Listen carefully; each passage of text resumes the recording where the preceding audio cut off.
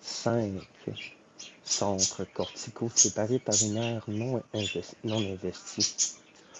Nous avons vu dans un des chapitres précédents que la théorie du fonctionnement du langage de Wernicke reposait sur une conception bien déterminée du rôle des centres dans le cortex cérébral et que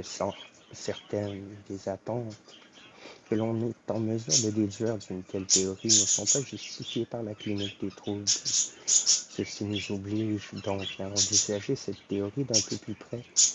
D'après Wernicke, nous devons représenter l'existence dans le cortex d'aires déterminées, sans doute insuffisamment délimitées, par exemple l'aire de Broca, l'aire de Wernicke, dont les cellules nerveuses contiennent d'une façon ou d'une autre les représentations avec lesquelles œuvre la fonction du langage.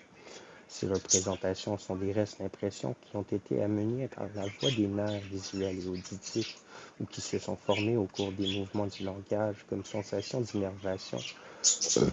ou comme perception du mouvement effectué. En fonction de la provenance d'une de ces sources, ils se trouvent rassemblés dans le cortex cérébral, de sorte qu'un endroit contient toutes les images sonores du mot,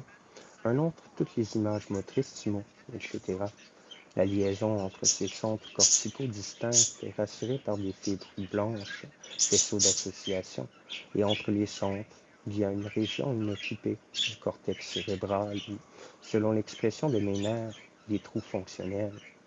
Avec cette dernière définition, nous avons abandonné le raisonnement de Wernicke et l'avons complété par un détail emprunté à la théorie de Meiner. Wernicke, qui ne manquait aucune occasion de rappeler que sa théorie de l'aphasie n'était qu'une application de la doctrine bien plus vaste de Meiner, préférait précisément, dès le départ, des vues quelque peu divergentes à propos des centres du langage. Dans son écrit sur le syndrome de l'aphasie, il considérait encore comme centre du langage l'ensemble de la première circonvolution autour de la scissure de Sylvius. Dans son traité des maladies cérébrales, par contre, les centres du langage sont décrits comme les parties de la première circonvolution frontale et de la première circonvolution temporale. Illustration 7, d'après Wernicke, vers Butch de Jerry Rank.